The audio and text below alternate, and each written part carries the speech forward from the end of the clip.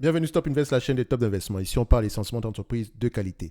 Alors, on va aller rapidement ici sur une analyse chrono de ces trois entités. Si Autodesk, Fair Isaac et Oracle, toutes les entreprises méritent d'avoir une place dans votre watchlist. Toutes ces entreprises sont extraordinaires. OK? On a déjà parlé de Autodesk et Oracle sur cette chaîne-ci. On n'a jamais parlé de Fair Isaac. OK? Donc, on va commencer par Autodesk. Hier, j'ai fait un live ici avec sur le live numéro 14, si je ne me trompe pas. Donc, dans ce live numéro 14 ici, qu'est-ce qu'on avait? Donc, on va aller rapidement ici voir ça. Donc, diffusion en direct. Donc, dans le live numéro 14, c'est celui qui est présentement là. Non, c'est le 15. Le live numéro 15 du 21 du mois de juillet ici. Donc, on avait à peu près on avait eu une discussion ici, notamment par rapport à Oracle et sur Oracle, excusez-moi, par rapport à Autodesk. Donc, on s'était rendu compte que Autodesk est correctement évalué en date d'aujourd'hui, comme vous allez peut-être le voir ici présentement, du point de vue bénéfice net, etc. Mais quelque chose qui m'a intrigué sur Autodesk, c'est ceci. OK? Donc, je sais que présentement, vous allez voir 30 fois les bénéfices, mais je dis qu'elle est correctement évaluée. C'est un business qui pourrait avoir tendance à s'échanger à 25 fois les bénéfices, cette compagnie ici. OK, évidemment, prenant en considération la croissance, évidemment, quand la croissance va avoir tendance à ralentir, on aura présentement, on aura peut-être un prix bien plus bas que ça. Je dis correctement évalué parce qu'on n'a pas pris en considération la dette. On sera à 245 dollars ici d'ici 2026 et c'est un business assez prévisible. Mais il y a une chose que moi j'ai bien aimé sur Oracle, ça c'est quand vous regardez l'entreprise du point de vue bénéfice net, ok? Du point de vue bénéfice net, c'est ça que vous allez regarder, d'accord? Mais du point de vue ici marge, etc. Voici, il y a quelque chose qui va sauter aux yeux, c'est ça. ADSK. D'accord, ticker symbole ici. Qu'est-ce qu'on observe? Donc, déjà, je la prends, je la mets dans ma watchlist perso et voilà. Enfin, c'est la watchlist perso sur Coifin. Donc, on constate une chose ici. Revenu croissant, n'est-ce pas? Mais qu'est-ce qui s'est passé ici? Pourquoi ces revenus, avant on avait des revenus plutôt stables ici? Qu'est-ce qui s'est passé? Je vous ai déjà expliqué que le business model a changé. Ok, c'est la même entreprise, mais la façon de livrer, la façon de vendre ici a changé complètement ici. Notamment, aller regarder le domaine, tout ce qui concerne les SaaS. Qu'est-ce que ça veut dire? Donc ici, vous allez constater que les marges brutes ont augmenté, notamment point d'inflexion à ce niveau-ci, augmentation des marges. En fait, le changement a commencé avant cette période-ci. Mais sauf que quand on switch, généralement, les marges diminuent. Après ça, commence à augmenter. On avait déjà des marges extraordinaires, mais c'est rare de trouver une entreprise avec 91% de marge brute. Je dis bien 91% de marge brute avec des marges EBITDA qui sont plutôt stables. OK?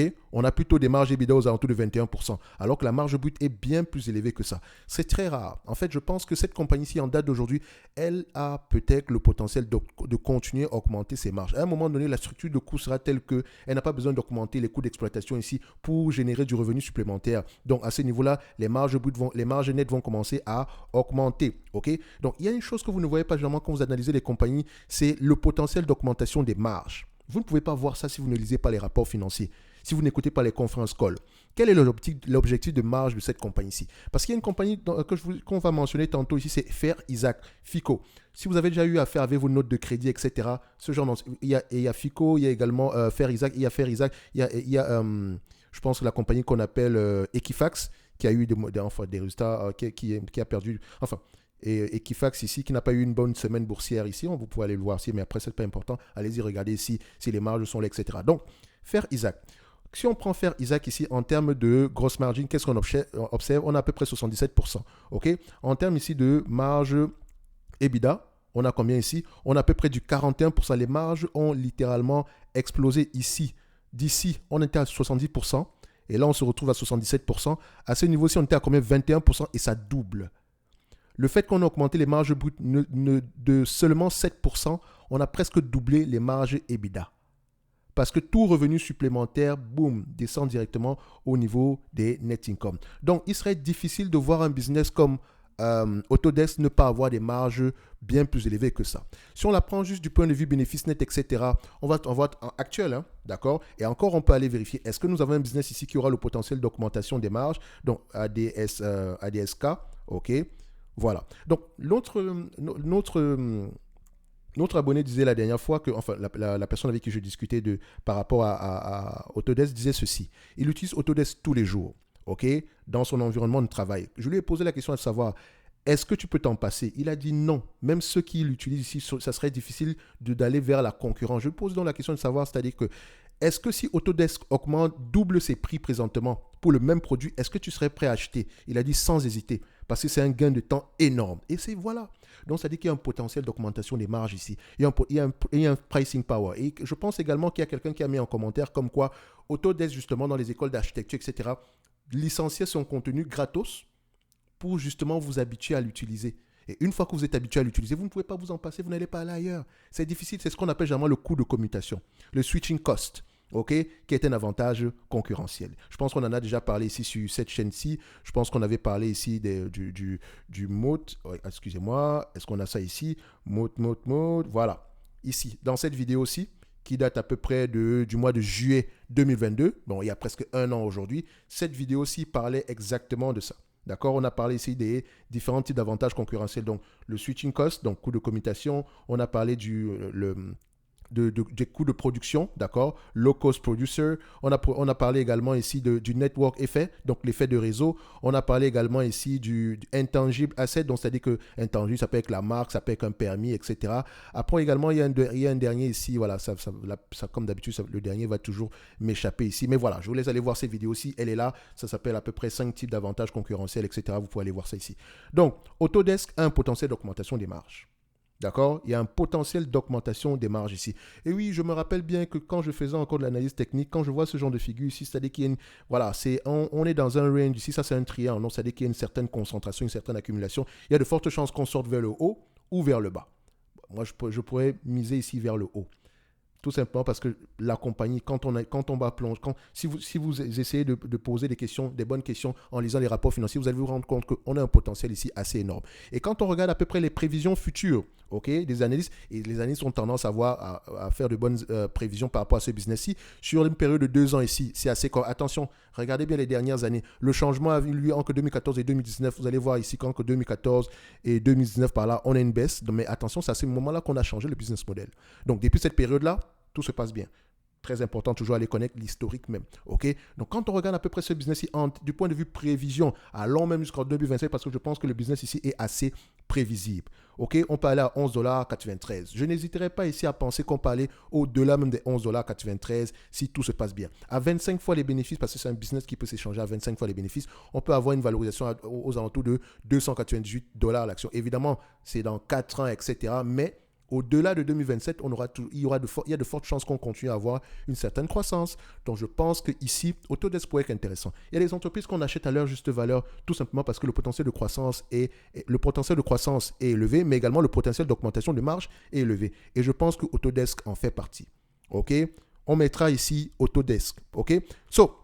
Maintenant, je vous laisse aller lire les rapports financiers, bien sûr. La seconde entreprise, une autre, on l'a brièvement mentionné au début. Vous avez vu les marges, etc. Donc, je vais revenir ici très rapidement sur Fair Isaac. On fait ceci, tac, tac, tac. Fair Isaac, Fico, boum. On donne ça. Donc, ici, ça donne ça. En Fair Isaac, boum. On a une croissance des revenus. Est-ce que les marges brutes augmentent ou bien sont plutôt stables? Vous connaissez combien d'entreprises avaient ce genre de marge? Fico, dans ma liste directement. Ensuite, est-ce qu'on a des marges nettes ici qui augmentent ou bien qui diminuent, des bénéfices nets qui augmentent ou bien qui diminuent? Les bénéfices nets augmentent. Est-ce que les free cash flow ont tendance également à augmenter ici, à être plus élevés que les net income? Les free cash flow sont généralement plus élevés ici, donc ça dit que les free cash flow donnent une information donnent une meilleure information par rapport aux bénéfices nets de cette compagnie-ci. D'accord? Donc, en termes de marge ici, si vous avez des marges de bénéfices nets aux alentours ici, en date de 27%, en réalité, c'est bien plus élevé que ça. Je pense qu'on frôle même les 30%. Donc, si on regarde à peu près la dette nette ici, parce que si elle a généré tout ça, le nombre d'actions, etc., est-ce que le nombre d'actions diminue ici? Donc, déjà, on va regarder la dette nette sur EBITDA inférieure à 5 ici. On est à 3. C'est quand même un niveau d'endettement. Enfin, il y aura tendance ici. Il est plutôt stable et c'est assez correct ici. Maintenant, en termes de dette nette, en termes de volume, le volume ici de dette nette ici, on a à peu près 1,830 milliard. C'est un business ici qui peut rapporter à peu près, si on regarde les free cash flow ici, c'est un business qui peut rapporter à peu près 432 millions. Donc, la dette ici, elle peut repayer ça en 5 ans. Donc, c'est correct. On veut généralement, avec les free cash flow, on fait 10 ans. Maintenant, si on prend en considération ici le nombre d'actions, est-ce que le nombre d'actions augmente ou diminue? C'est ce qu'on regarde ici, il diminue. Donc, elle rachète massivement ses actions. Donc, on va dire que, ouais, ne distribue pas le dividende, blablabla. Bla, bla, bla. Mais quand tu regardes bien ici, ça reste une politique d'allocation du capital. Si elle venait à te distribuer, si elle venait à prendre l'argent qu'elle a dépensé pour acheter les actions et te donner ça en dividende, tu aurais eu un rendement de 2,77%. Juste avec les buybacks. Attention. Maintenant, en termes de prévision, qu'est-ce qu'on a ici comme prévision par rapport à ce business-ci? On constate une chose, c'est qu'en termes de bénéfices nets ici, attention, je prends tous les net income ajustés parce qu'ils auront tendance à être l'équivalent à ressembler ici au free cash flow ajusté, d'accord? Donc, quand on prend les free cash flow ici sur cette liste-ci, on n'est pas très loin. C'est pour ça que je prends toujours les net income ajustés. J'ai bien mentionné. Donc les net income ajustés ici, qu'est-ce que ça va nous donner comme information? Encore une fois, on vérifie, est-ce que les analystes ont tendance à faire de bonnes prévisions sur ce business-ci? C'est un business assez prévisible. Donc, c'est correct. Maintenant, en termes de prévision, au-delà, parce qu'on va aller au-delà de la période actuelle, ok? Donc ici, au-delà de 2025, parce que vous savez qu'on se limite jamais en 2025 ici, et si on l'extrapoler, à 25 fois les bénéfices, c'est un business qui peut s'échanger à 25 fois les bénéfices. Vous pouvez aller vérifier, ok? Donc 30,74 ici, multiplié par 25 fois les bénéfices, qui représente à peu près 4% de rendement, on a à peu près 768 dollars à l'action. Donc idéalement, c'est un business qu'on aimerait choper aux alentours, parce que moi j'aime toujours acheter quelque chose en 50% en dessous ici, tout en cherchant un rendement ici de 8% si vous voulez. Donc idéalement, c'est un business qu'on va chercher à peu près aux alentours de 400 dollars l'action en date d'aujourd'hui. Donc on se dit que faire Isaac, c'est une belle entreprise, mais le niveau actuel, je pense que c'est un peu trop élevé pour nous. Ok, donc si on se base même sur ce qui est attendu en 2025, d'accord, ajusté, donc on regarde les free cash flow ici, voilà, donc à peu près, c'est à peu près la même chose ici, donc c'est correct. Donc ici, on sera à peu près aux alentours de combien? On sera à peu près aux alentours de 695. Donc, ça ne nous intéresse pas. D'accord? Ça ne nous intéresse pas à ce prix-là. C'est une belle entreprise, mais à ce prix-là, ça ne nous intéresse pas. Si elle vient nous chercher aux alentours ici, voilà, disons des 350, ça pourrait être assez intéressant par rapport à ce qui est attendu en 2025, je précise. OK? Donc, Faire Isaac, c'est une belle entreprise, mais au prix actuel, ce n'est pas assez intéressant. Ça, c'est la deuxième entreprise sur la liste. Donc, on va aller très, très rapidement. Oracle également, ici, c'est un business assez prévisible. C'est également une entreprise qui a fait une acquisition dernièrement. Donc, c'est-à-dire que son chiffre d'affaires a augmenté. Donc, je vais passer directement avec les informations concernant le consensus. Ici, vous vous rappelez bien la sous-évaluée. OK? Entre-temps, ici, il y a eu une évaluation, une évolution, etc. Donc, Oracle, ici, en termes de bénéfices nets, si on va au-delà en 2027 par rapport au prix actuel, parce qu'on va juste prendre ça comme ça, vu que c'est un business assez prévisible, l'augmentation ici, on a une stabilité également des marges. Par rapport au prix actuel, 118 dollars l'action, ici, on est à peu près à 6% de rendement. Donc ici, on verra très rapidement que Oracle est au mieux, d'accord, correctement évalué en date d'aujourd'hui. OK? Correctement évalué. Est-ce qu'elle va avoir tendance à s'échanger à 25 fois les bénéfices? Non. Oracle n'a pas tendance à s'échanger à des multiples aussi élevés. D'accord? Donc, c'est pas que c'est surévalué ici, mais regardez une chose. Et on va parler d'Oracle. Parce que c'est également un business qui a eu tendance à changer, parce que son business model était menacé, etc. Mais elle s'en sort plutôt bien. Regardez ceci. En termes de marge brute sur Oracle, qu'est-ce que vous constatez? Les marges brutes sur Oracle sont plutôt stables. Ici, il y a peut-être une bonne raison aussi, parce qu'on a fait une acquisition dernièrement, je pense que c'est Cerner ou quelque chose comme ça. Donc, les marges peuvent diminuer temporairement, mais ça ne veut pas dire qu'on n'a pas de pricing power. On a quand même fait une acquisition de près de 30 milliards. Donc, faites attention, les marges ne sont pas encore diminuées. Il y a une raison derrière. La raison qui est importante. Les marges EBITDA ici, qu'est-ce qu'on constate en date d'aujourd'hui? Vous allez voir que les marges EBITDA ici sont plutôt stables également. Très, très stable, près de 40%. Donc, c'est un business qui a des marges assez élevées. Comment est-ce qu'elle va s'échanger à 15 fois les bénéfices? Moi, je pense que Oracle était sous-évalué pendant très, très, très, très longtemps. Donc, vous aurez pu acheter Oracle tous les jours depuis 2008. Tous les jours. Je dis bien tous les jours. D'accord? C'est un business assez prévisible, qui a un pricing power. D'accord? Et qui est assez indispensable dans l'activité qu'elle mène, enfin, par rapport au service qu'elle propose ici. Donc, on pourra dire qu'en date d'aujourd'hui, payer du Oracle à 22 fois les bénéfices, alors qu'on a une moyenne ici à 20 fois les bénéfices, voilà, c'est assez gentil, mais c'est un business qui peut même s'échanger à 20 fois les bénéfices. C'est possible. C'est possible. Sauf que le marché a tendance à payer 17 fois les bénéfices. On ne va pas essayer d'être plus intelligent que le marché. Restons aux alentours des 8% qu'on demande généralement ici. 7,12 par rapport à 2026, ici divisé par 0,08, ça représente ici à peu près un prix aux alentours de 90 dollars. Ça pourrait être intéressant à ce niveau-là. D'accord? Donc, sur le plan du point de vue rendement, 7,12, c'est ce qu'on attend à peu près en 2026. Divisé par 118, d'accord, par rapport au prix actuel, on a à peu près 6% de rendement. Est-ce que je pourrais dire que Oracle est surévalué en date d'aujourd'hui? Je dirais que non. Je ne pourrais pas dire que Oracle est surévalué. Pour moi, je dirais que Oracle reste correctement évalué ici. Peut-être qu'on aura une certaine revalorisation en termes de multiples ici. Ça, c'est possible. Parce que sur les dernières années ici, vous allez voir que les multiples ici ont tendance à être de plus en plus élevés. D'accord? Donc, Oracle ici, le marché revalorise Oracle ici. Et pour moi, c'est un business qui pourrait s'échanger sans problème à 20 fois les bénéfices. D'accord? Déjà, je ne sais pas pourquoi s'échanger à 15 fois les bénéfices. 15 fois les bénéfices, c'est pour les entités qui sont cycliques ou bien qui sont menacées de disparaître. Or, Oracle ici, ce n'est pas le cas. OK?